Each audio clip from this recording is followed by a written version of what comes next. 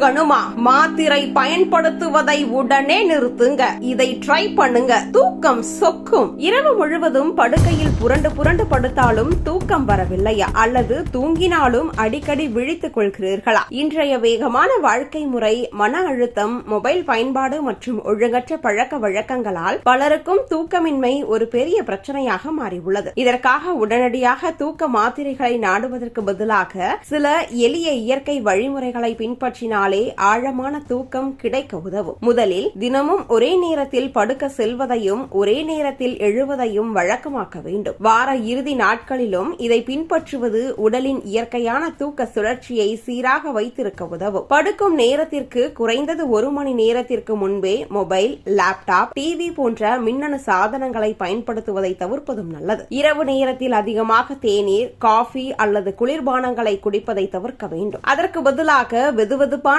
பால் அல்லது கெமோமைல் போன்ற மூலிகை பானங்களை அருந்தலாம். அதேபோல் இரவில் அதிக எண்ணெய் மற்றும் காரம் நிறைந்த உணவுகளை சாப்பிடாமல் எளிதில் ஜீரணமாகும் லேசான உணவுகளை எடுத்துக் கொள்வது தூக்கத்திற்கு உதவும். மேலும் படுக்கும் முன் வெதுவெதுப்பான நீரில் குளிப்பது அல்லது கால்களை வெதுவெதுப்பான நீரில் 10 நிமிடங்கள் வைத்திருப்பது உடலின் தசைகளை தளர்வடைய செய்து மன அழுத்தத்தை குறைக்க உதவலாம். அதோடு படுக்கையறையில் அதிக வெளிச்சம் இல்லாமல் அமைதியான சூழலை உருவாக்கினால் உடல் இயற்கையாகவே தூக்கத்திற்கு தயாராகும். தூங்குவதற்கு முன் 10 முதல் 15 நிமிடங்கள் ஆழ்ந்த மூச்சு பயிற்சி, தியானம் அல்லது மெதுவான பக்தி பாடல்கள், இனிமையான இசையை கேட்பது மனதை அமைதிப்படுத்தும். படுக்கையறையை அமைதியாகவும் இருட்டாகவும் குளிர்ச்சியாகவும் வைத்திருப்பதும் நல்ல தூக்கத்திற்கு முக்கிய காரணமாகும். மேலும் பகல் நேரத்தில் குறைந்தது 20 முதல் 30 நிமிடங்கள் நடைபயிற்சி அல்லது உடற்பயிற்சி செய்வது இரவில் ஆழமான தூக்கம் வர உதவும். ஆனால் தூங்குவதற்கு முன் தீவிர உடற்பயிற்சிகளை செய்வதை தவிர்ப்பது நல்லது. அதேபோல் பகல் நேரத்தில் நீண்ட நேரம் தூங்கும் பழக்கமும் இரவு தூக்கத்தை பாதிக்கலாம். முடிவாக, நல்ல தூக்கம் என்பது உடலுக்கும் மனதுக்கும் மிகப்பெரிய மருந்தாகும். எனவே தூக்க மாத்திரைகளை அடிக்கடி பயன்படுத்துவதற்கு பதிலாக